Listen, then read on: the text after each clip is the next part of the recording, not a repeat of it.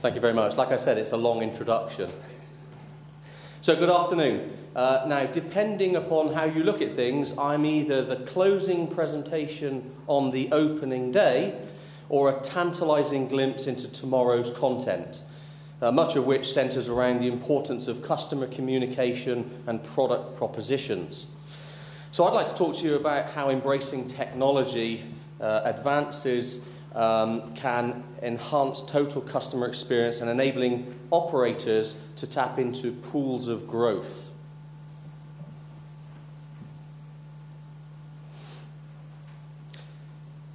Okay, so first thing, the global decline of letter post has been a recurring theme throughout the whole of today's session, so I'm not going to dwell on this for too long. It's a simple fact of life, and for the most part, energies are being devoted towards offsetting strategies and replacement strategies. For the most part, these would be tied to the pursuit of higher value, higher revenue per item shipments, rather than, let's say, lower revenue per items, such as the unaddressed post that was mentioned in one of the presentations earlier this morning. In reality, any interaction between yourselves and your customers or your customers' customers can be turned into a transaction for you and your businesses. Postal operators are still the trusted service provider, and I think our last presenter was talking very much to that trusted status. We know that, for example, that postal offices, parcel shops are often the hub of communities. The goal must be turning those interactions into social, economic events. For example, Starbucks, a global coffee brand, has used technology, wireless technology and wireless access as a means of encouraging their customers to stick around, not just come in and buy their coffee and leave, but actually stick around. And whilst doing that, they've provided additional sales and merchandising opportunities for themselves, generating additional income streams from newspapers, cakes, paninis, sandwiches, etc. So to capture customer choice and preference, it's important to offer a range of services that are increasingly demanded by an ever-sophisticated set of customers. So, Post has to place technology at the very heart right from the start. Now, let's be frank, the growth in one of the primary replacement strategies has been the increase in parcel post, and that's largely being driven by the World Wide Web and e-commerce. It's going to continue to do that for some years to come. And there are a number of ways that you can tap into that growth. For example, approaching the office supplies company that's looking to replace their private delivery fleet to expand reach and address new markets. That's a complete replacement strategy, where the office equipment business would be focusing on its core business of selling office equipment, and you would be focusing and providing your support in your core business, which is delivery systems. Or, for example, the increasing choice-based delivery services that suppliers are able to offer to match customers and their lifestyles. So this is growth based on offering the right choice to customers. And increasingly, customers are being able to choose which delivery mechanism, which delivery provider they would like to choose, and I think that will be a growing trend. So, increasingly demanding shippers are being pushed on by ever-sophisticated buyers who know exactly what they want right from the start. My order, my dispatch, my convenience, my change of plans, my delivery, all of that equals my propensity to repurchase. So the rise of customer choice and preference, if you will. Therefore, it's time to think beyond random item shipments and more deeply into supply chain. But with growth comes increased competition. Post and parcel is getting increasingly competitive from all perspectives. Traditional postal providers are having to get tough, such as US Postal Service's approach to if it fits, it ships. New competitors are coming in from, for example, freight and logistics, as they too seek to leverage their fleets and excess capacity. Plus, of course, there's also merger and acquisition activity driving consolidation, once again, in the pursuit of leverage. All of which means more aggression for the growth. Shippers and their customers are becoming more and more demanded for differentiated services. Key to this are communications, convenience, and predictability. These are the key attributes of total customer experience. So you need to be able to think beyond traditional competitors and look out for new market entrants, whilst at the same time asking yourself, can I compete? Are my systems and processes up to the tasks? Can I create and deliver additional added value that my competition can't? Will the services that I produce today be able to keep pace with tomorrow? And how will my customers' demands change, not just tomorrow, but in the next 3 to 5 years, as we live in an environment where organisations are looking to sweat their technology assets and investments for that little bit longer, and we're forced to do so by the global economic downturn. And fundamentally, am I going to be agile enough to win? So how to stand out in the crowd in a fierce environment of potential challenge and change? Well, firstly, it's essential to take a holistic view of your customer and also your customer's customer, to design services around the total customer experience in order to create value and preference. You must now strive to become the choice of your customer's customer. It's about figuring out how you become an integral part of larger service solutions. Now, this value, sadly for me, isn't built around one piece of technology or bits and bytes. It begins with the first interaction, but is ultimately defined by the last. The lasting impression which is created in those last few moments at the doorstep and everything leading up to it really starts to matter. So it is technology, like ours, that enables these services to deliver value as seen through the eyes of the customer and your customer's customer. Now, as if validation were needed, here are two separate but generally consistent sets of good advice. Keep these golden rules in mind when initiating projects. One from the Royal Mail and the Interactive Media Group, which studied the costs of failed deliveries in the e-retail industry and put costs between £790 million and £1 billion annually. Now, this in the form of late delivery, attempted delivery, failed delivery, the impacts of address quality and data management issues, which I'll come back to, and also took into account some of the environmental costs of delivery, fuel, etc. But not to mention the loss of customer satisfaction and the loss of propensity to use the same service again, which is immeasurable damage. The other issued by Snow Valley, which came up with much of the same advice. You can read the bullet points for yourself, but I will come back to a couple of these points in a moment. So, quick recap. There is increased e-commerce growth. However, there is also heightened competition. The landscape to tap into that growth is getting competitive, with lots of downward pressures to deal with as well. Becoming the choice of the customer relies on end-to-end customer value and customer experience. To focus on the total customer experience, you must embrace adaptive technology from point of order right through to the doorstep. Everything about choice and preference is realized in those 2 minutes of delivery interaction. So the question is how? Well, let's go back to the Royal Mail 5 Golden Rules. This is pretty much as a good place to start as any.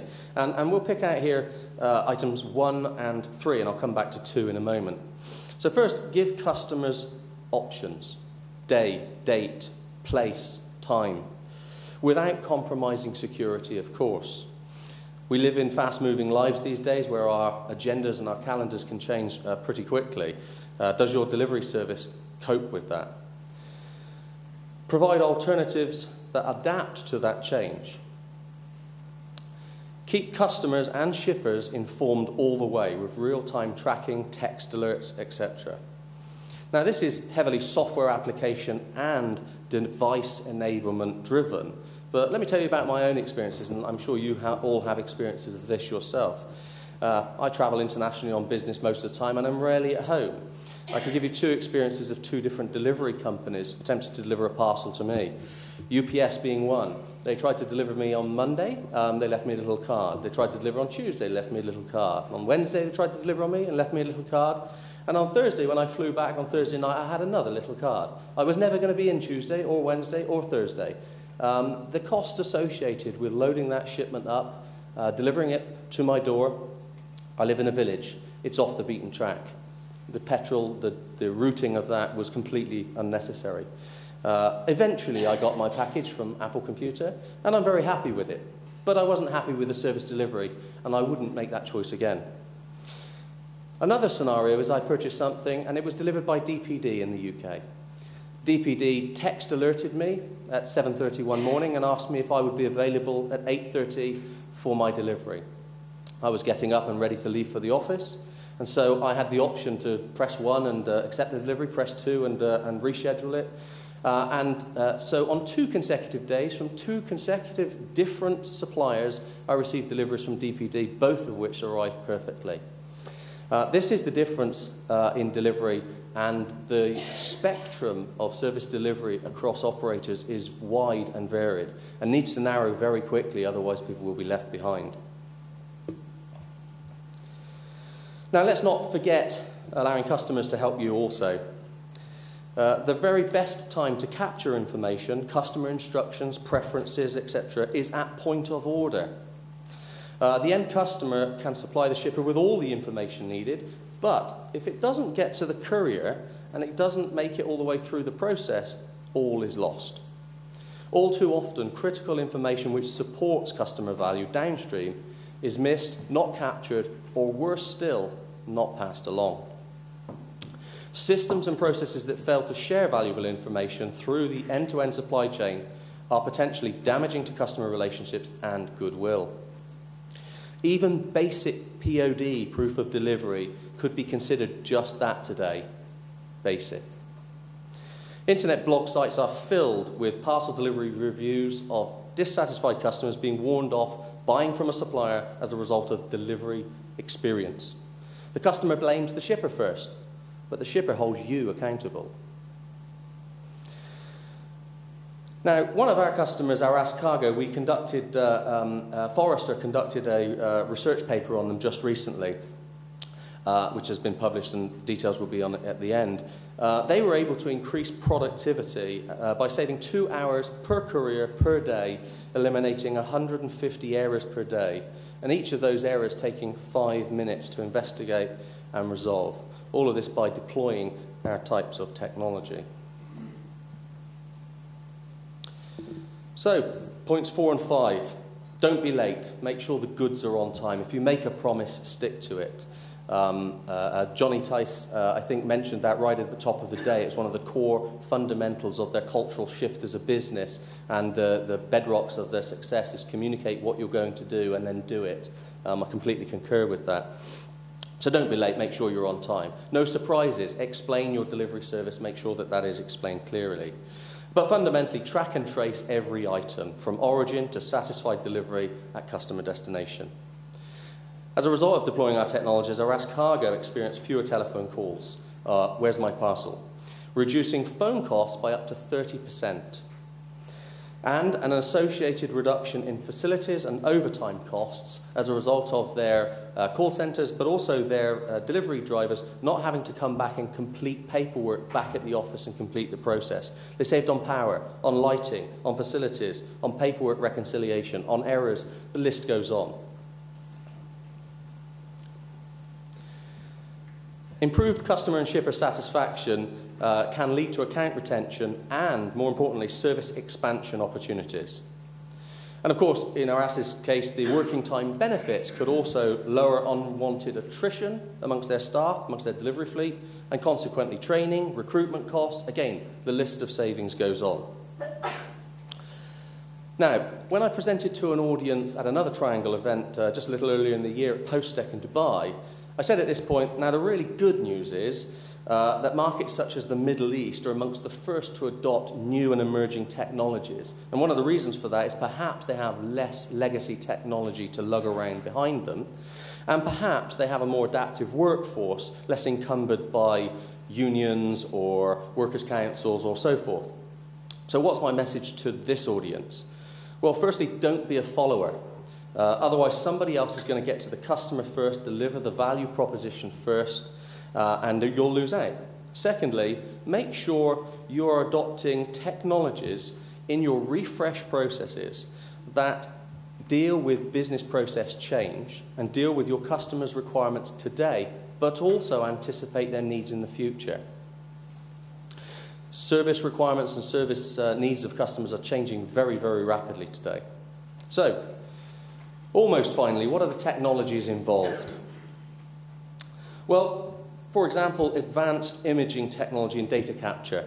EMDI is an example, being able to capture the image. Verified data extraction, and outside there you'll be able to see our Verdex solution, which is verifying and capturing and correcting misaddressed packages as they enter and pass through the network, or indeed cross borders.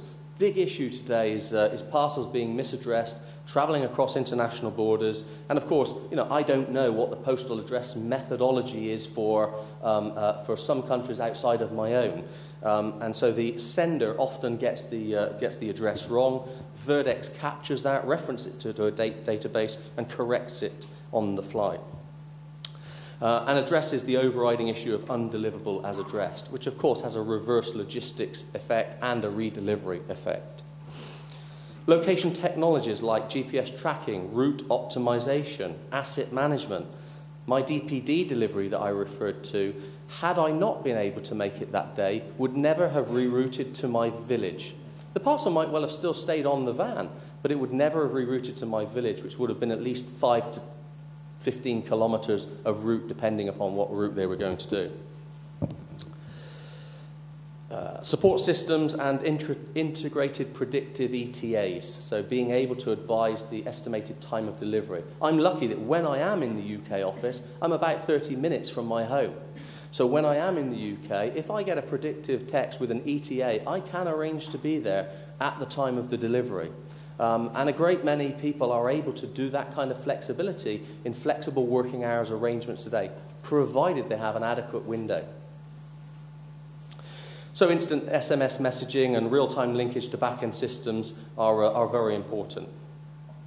But also extending device management. So where are my devices? What are they being used at? Have we lost some? Are some in a cupboard? These are expensive assets that are purchased and deployed.